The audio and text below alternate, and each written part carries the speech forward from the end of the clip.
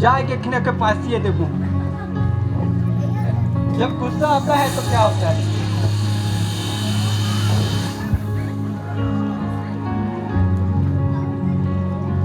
तो समझ में आया? जब ज्यादा गुस्सा आता है ना, ऐसा ही होता है। होली लग रहा है, होली खेल रहा हूँ। ये क्या होता है, रिएक्ट होता है। लेकिन वहीं पे अगर मैं इस पानी का बोतल को हिलाऊं, कितना गुस्सा लग रहा है मेरे को या आप लोगों को।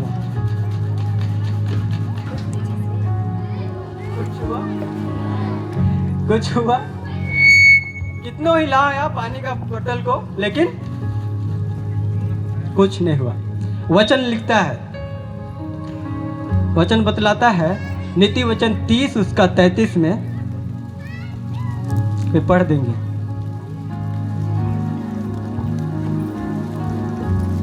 नीति वचन 30 उसका 33 क्या लिखा हुआ है?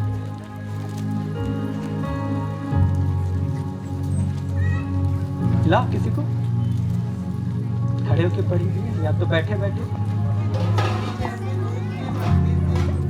हाँ हाँ,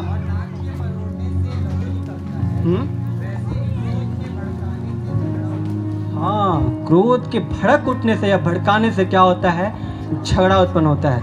हमें अब क्या बनना चाहिए? क्या बनना चाहिए? पानी या अरे नहीं कंडिदास साहब, मुझे तो स्प्राइट ही पसंद है। ये चाहिए, कितना कुछ चाहिए, अभी दे दूंगा। मेरे बतलाने का मतलब क्या है, जब भी हमारे अंदर जो क्रोध उत्पन्न होता है, जब भी गुस्सा उत्पन्न होता है, तो कभी हम थोड़ा शांत होकर के देखें। कहीं पे हम थोड़ा गुस्सा, नहीं मुझे थोड़ा ठंडा होकर के रहना है। जो दर्द है ना, जो दुख है ना, ये अपने आप आ जाता है। लेकिन हमें खुश रहना सीखना पड़ता है। हमें खुश रहना सीखना पड़ता है। किसी के प्रति नफरत अपने आप आ जाता है, लेकिन अपनी इस जुबान को शांत रखना पड़ता है। किसी के प्रति यदि नफरत आ गया ना, तो हमें उसके प्रति प्यार करना सीखना पड़ता है। और जहाँ कहीं हमें गुस्सा आ गया ना, ऑटोमेटिक आता है गुस्सा आ गया, तो अपने इस जुबान को हमें क्या करना है, शांत रखना सीखना पड़ेगा। और ये कब होगा? जब हम उस आत्मा जो हमारे अंदर परमेश्वर दिया है, उस आत्मा को हम सुनेंगे। जो हमारे अंदर जो आत्मा है, उसकी बातों को हम सुनेंगे, तब यह होगा। और जब हम किसी के प्रति गुस्सा करते भी हैं, तो हम उससे कुछ अच्छे शब्दों से हम समझा भी सकते हैं। इसलिए वचन लिखता है पहला पत्रस उसका 4 उसका 11 में, यदि कोई बोले तो ऐसा बोले मानो परमेश्वर का वचन हो।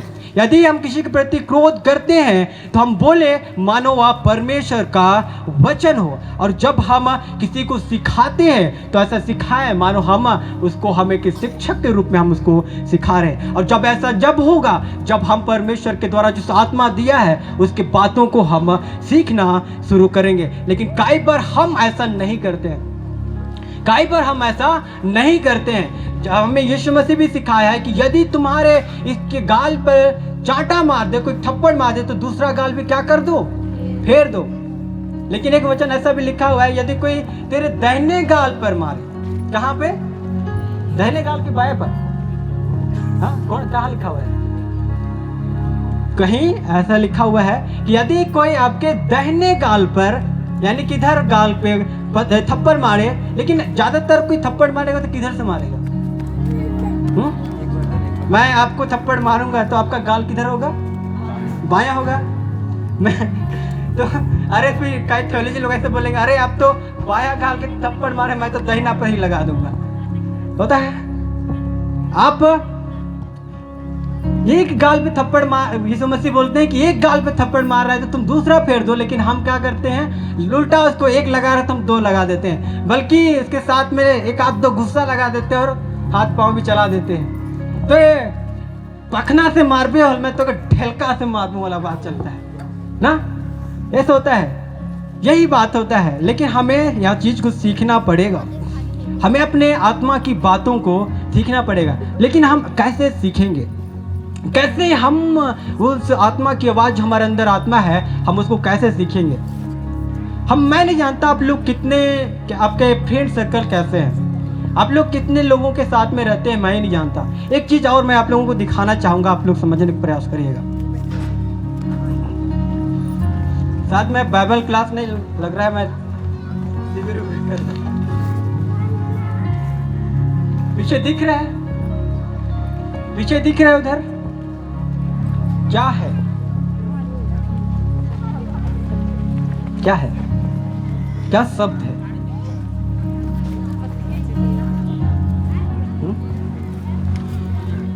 इधर से एक आवाज आया बी, एम, दूसरा शब्द एम, और हाँ डब्ल्यू, और 13 एलिफेंट वाला ई। कम से कम 4-5 शब्द। और कुछ और कोई और क्या समझ में आ रहा है? थोड़ा नहीं सुनाई दे रहा है मेरे को इधर। 13, 13 का 13। और प्रदीप भैया 13 मेरा कम से कम 7-8 ठो आ गया ना। कोई बोला 13 है, कोई बी है, कोई 1 है, कोई 2 है, 3 है। कोई समझ में आ रहा है? कोई मतलब नहीं, कोई समझ में नहीं आ रहा है कि क्या वर्ड है? समझाता क्या था? बी। लेकिन इससे पहले जब मैं इसको दिखा रहा था, समझ में आ रहा था? नहीं आ रहा था ना। लेकिन जब इसको मैं सामने रखा तो क्या समझ में आ गया? ये क्या है? बी है। इसके आगे क्या आ गया बाद में? इसका मतलब बीच वाला क्या था? आप किसके साथ रहते हैं, ये आपको ही पता चलेगा कि आपका संगत कैसा है। आप किसके साथ में जीवन व्यतीत करते हैं, कैसा जीवन व्यतीत करते हैं, किन लोगों के साथ में रहते हैं, कैसे लोगों के साथ में उठते बैठते हैं, कैसे पड़ोसों के साथ में रहते हैं, ये आपका ही जीवन को बताएगा कि आप कैसे रहते हैं। आपकी संगत ही आपको बताएगा कि आपका जीवन कैसा है। नहीं तो कोई ए बोलेगा, कहीं बी बोलेगा, कोई 13 बोलेगा, कोई एम बोलेगा। आपका संगत कैसा है, किन लोगों के साथ में है, यही आपको बताएगा कि आप किसके साथ में रहते हैं। ठीक उसी प्रकार, ठीक उसी तरह हमारे अंदर जो आत्मा है ना, वह भी एक संगति चाहता है।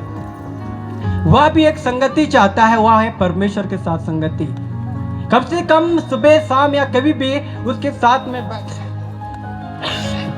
बैठना, यह हमारे अंदर जो आत्मा है ना, उसको वह शुद्ध करता है।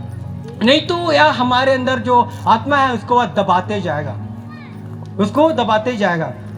एक छोटी सी बच्चा था, लगभग 2-3 महीना का छोटा सा बच्चा। वह जब सो रहा था तो अचानक वह जागता है और रोने लगता है। अचानक वह रोने लगता है, तब उसकी माँ जो बाहर थी दौड़ करके उसको जाके उठाती है, और जब बच्चा को वह उठाती है, उसके बाद में एक बर्तन को लेती है, एक बर्तन को लेती है और उसको वह चूल्हा में रखती है और उसमें दूध को डालती है और उस दूध को गर्म करने लगती है। जब बच्चा रोता है तो बच्चा को अपने हाथों में उठाती है, लगता है समझ जाती है कि बच्चा को अब क्या कर लग रहा है, भूख लग रहा है। इसीलिए वह एक बर्तन को लेती है, वह गैस चूल्हा में चढ़ाती है, उसमें दूध डालती है और दूध को बॉईल करती है। और जैसे बॉईल हो जाता है दूध, उसको अपने डब्बा में डालती है जो पिलाने वाला रहता है उसमें, और बच्चे को मुंह में ऐसा पिलाने लगती है। लगभग बच्चा कुछ ही घूंट पिया होगा, कम से कम 2-3 मिनट होता है, और वो बच्चा का क्या हो जाता है, मृत्यु हो जाता है, उस बच्चे का मौत हो जाता है। जब उसको डॉक्टर के पास में ले जाते हैं कि क्या हुआ ऐसे करके, तो डॉक्टर बोलता है इसकी मृत्यु हो गई है। जब इसको पोस्टमार्टम किया जाता है तो उसके अंदर क्या पाया जाता है, जहर पाया जाता है। उस बच्चा के अंदर जहर पाया जाता है। अब समझ में नहीं आता है कि बच्चा जहर, उस बच्चे के अंदर जहर गया कैसे। तब और छानबीन होता है तो क्या पता चलता है कि जो बर्तन वो उपयोग की थी, जो दूध उबालने के लिए जो बर्तन उपयोग की थी, उस बर्तन में चूहे मारने की दवा रखी गई थी। उस बर्तन में चूहे मारने की दवा रखी गई थी और उसको अच्छे से नहीं धोया गया था, और उसी बर्तन में वह माँ उस दूध को डाली और उसी में गर्म की, और उसी की वजह से उस बच्चे के मौत हो गई। मेरे कहने का मतलब क्या है, हमारे अंदर जो आत्मा है उसको हम भी अच्छा से, अगर हम परमेश्वर के वचन के द्वारा हम नहीं सिखाएंगे, हम उसको परमेश्वर का वचन हमारे अंदर नहीं डालेंगे, तो वह भी कहीं ना कहीं वह दब जाएगा और हमारे अंदर एक बुरी आत्मा उत्पन्न कर देगा, एक बुरी आत्मा उत्पन्न कर देगा। और वह जो बुरी आत्मा हमारे अंदर उत्पन्न होगा और वह हमारे लिए एक घातक चीज हो सकता है, और जो हमें पवित्रता की ओर चलना चाहिए, लेकिन वह हमें दूसरे मार्गों पे लेकर के ले जा सकता है। इसलिए हमारे अंदर जो आत्मा है ना, उसको हमें शुद्ध करते जाना है। और जब ये कैसा होगा, जब हम परमेश्वर की संगति में बैठेंगे, जब हम परमेश्वर के वचन को अपने अंदर लेंगे, तभी यह हो सकता है, तभी यह हो सकता है। और जब हम उसके साथ में बैठेंगे तो यह हमें ईमानदार बनाएगा, जब हमें यह ईमानदार बनाएगा। मैं और एक छोटी सी घटना बता करके अंत करना चाहूँगा, मैं एक छोटी सी घटना बता करके अंत करना चाहूँगा। एक पादी साहब थे, वह जगह जगह जा करके परमेश्वर का सुसमाचार को प्रचार करते थे, जगह जगह जा करके वह परमेश्वर के सुसमाचार को प्रचार करते थे। उसका नाम बहुत जगह में फैल गया था, ख्याति प्राप्त हो चुका था कि बहुत लोग उनको जानते थे कि ये पादी साहब हैं, ये परमेश्वर के वचन को, परमेश्वर के सुसमाचार को लोगों तक वे पहुंचाते हैं, वह इसके पास सिखाते हैं। तब बहुत दिन हो गया, तो एक ही दिन वह कहीं पे, एक शनिवार का दिन था, वह कहीं दूसरी जगह वह प्रचार करने के लिए जा रहे थे। तब उसका जो गाड़ी है वह खराब हो जाती है, जब उसका मोटरसाइकिल था वह खराब हो जाती है, तो वह सोचता है कि क्यों मैं ना बस में चला जाऊँ। वह बस लेता है, वह टिकट करता है। तब जो कंडक्टर जो है बस का, वो उस पाजी साहब को 5 रुपया क्या करता है, ज़्यादा वापस कर देता है। जो टिकट का भाड़ा रहता है, जो किराया रहता है, उसको वापस करने के दौरान उसको, जो पाजी साहब को 5 रुपया ज़्यादा वापस कर देता है। तब क्या देखता है वो पाजी साहब की, ये कंडक्टर तो है जो मुझे क्या किया है, 5 रुपया ज़्यादा वापस किया है, क्या मैं इसको 5 रुपया को मैं वापस करूं या रहने दूं। वह सोचने लगता है कि अरे यार, ये तो कितनों को लूट चुका होगा, कितनों से ज़्यादा पैसा लिया होगा, अरे ये 5 रुपये तो क्या फर्क पड़ता है, इसको वापस नहीं करता हूँ। लेकिन कई बार वह सोचता है कि नहीं, मैं तो एक परमेश्वर का दास हूँ, मुझे तो छल नहीं करना चाहिए, मुझे तो ईमानदारी दिखाना है। तो वह उसको सोचता है कि नहीं, इसको मैं वापस कर देता हूँ। वह कभी दूं ना दूं ऐसे करते करते वह स्थान तक पहुंच जाता है जहां वहाँ पे उतर रहता है। जब वह पाजी साहब है, वो अपने जहाँ पे गंतव्य रहता है, स्थान रहता है, वहाँ पे उतरता है। उतरते उतरते वह 5 रुपया उस कंडक्टर को हाथ में थमा देता है और बोलता है कि भाई साहब, आपने मुझे 5 रुपया क्या किए थे, ज़्यादा वापस कर दिए थे। तो ध्यान से सुनिएगा, वह कंडक्टर क्या बोलता है कि सर, मैं आपको जानता हूँ, मैं आपको बहुत दिनों से जानता हूँ, आपके नाम मैंने बहुत बार सुने हैं कि आप परमेश्वर का वचन जगह जगह पर जा करके प्रचार करते हैं। मैं यह देखना चाहता हूँ कि क्या लोग जो बतलाते हैं, क्या वह सचमुच में आप वैसे ही हैं, या जो लोग बतलाते हैं वह गलत है। मैं आपको 5 रुपया जानबूझ करके ज़्यादा वापस किया था, 5 रुपया जानबूझ करके मैं आपको ज़्यादा वापस किया था। लेकिन मैं अब समझ गया हूँ, जो सुना था और मैं जो विश्वास करता हूँ वह मुझे सही हुआ। जाओ, ऐसे करके वह बस चली जाती है। तब पाजी साहब बोलते हैं कि यदि आज मैं इस व्यक्ति को 5 रुपया वापस नहीं करता, तो इस 5 रुपए की वजह से मैं यीशु मसीह को बेच देता। इस 5 रुपये की वजह से मैं आज यीशु मसीह को बेच देता। क्यों? क्योंकि उनके अंदर पवित्र आत्मा था, उसके अंदर एक आत्मा है, वह उसको सिखाया कि नहीं, ये गलत चीज है, कि जो चीज सही है उसको तुम करो। तुम्हारे अंदर एक ईमानदार होना चाहिए, ईमानदारी का जो फल है उसको तुम दो। वह उस चीज को वह अंदर ही अंदर वह सिखाता है।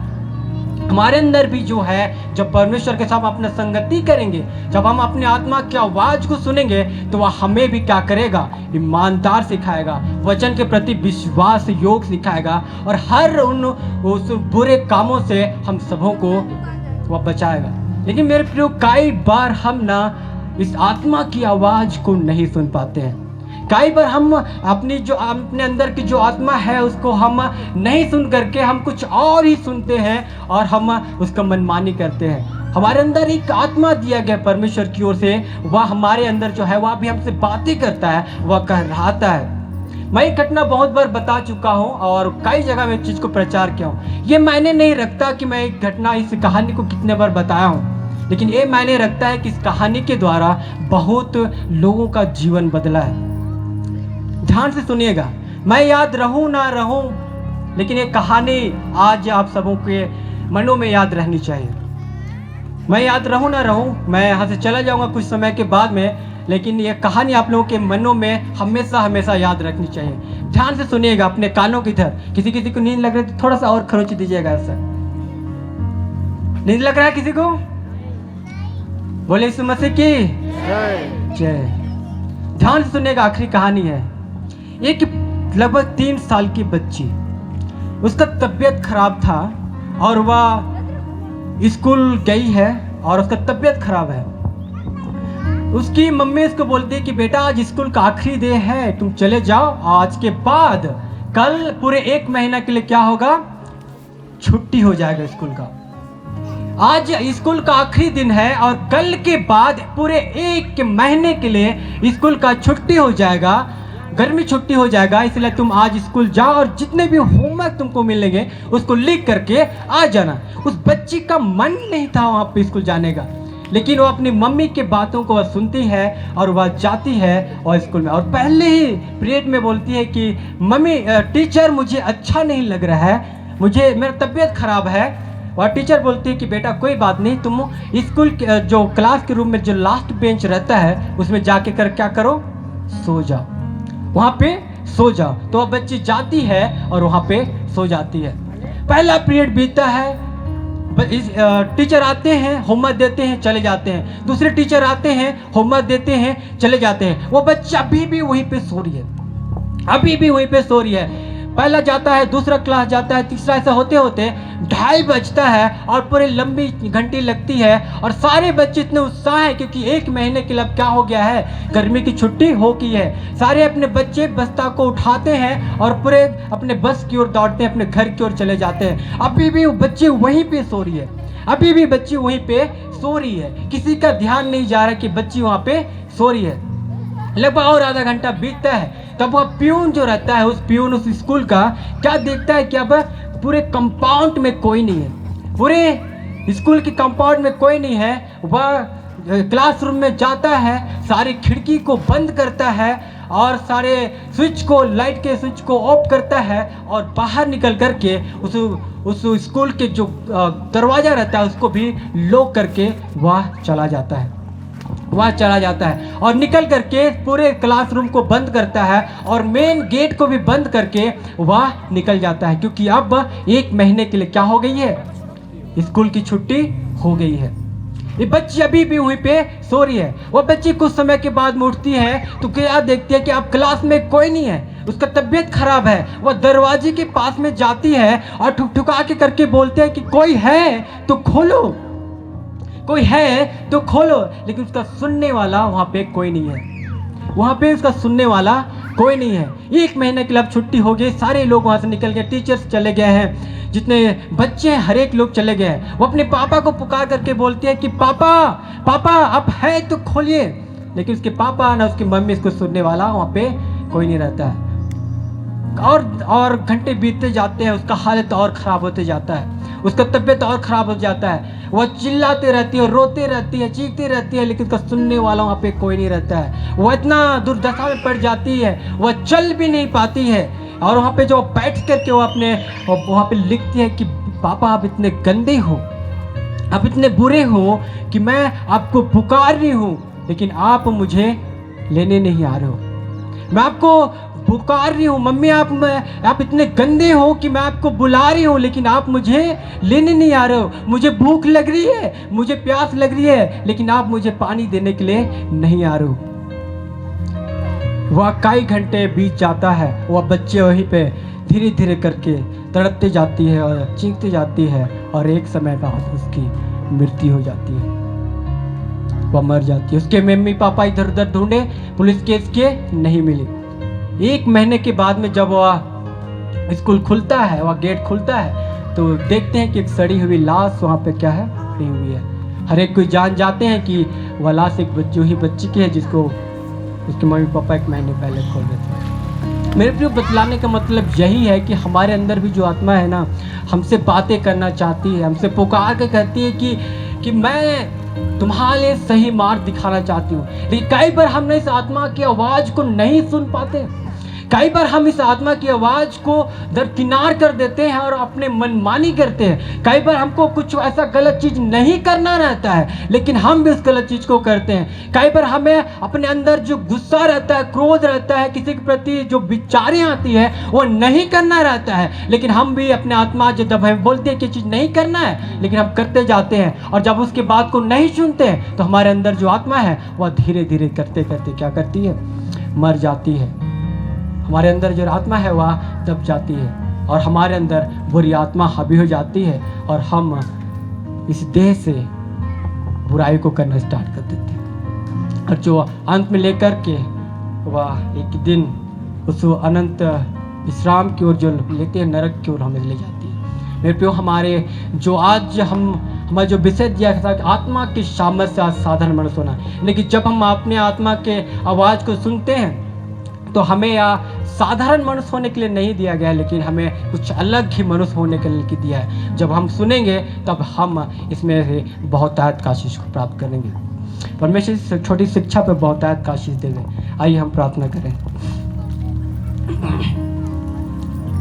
हम धन्यवाद देते हैं महान परमेश्वर इस समय के लिए कि प्रभु आपने हम सबों को अपनी आत्मा को दिया है कि परमेश्वर हम उसके चलाए अनुसार चलने वाले होने पाएंगे।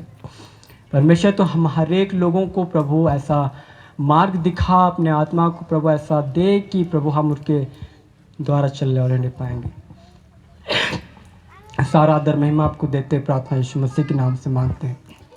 महिमा के लिए स्वर्ग के राज में ग्रहण कर दीजिए, आमीन। बहुत बहुत धन्यवाद।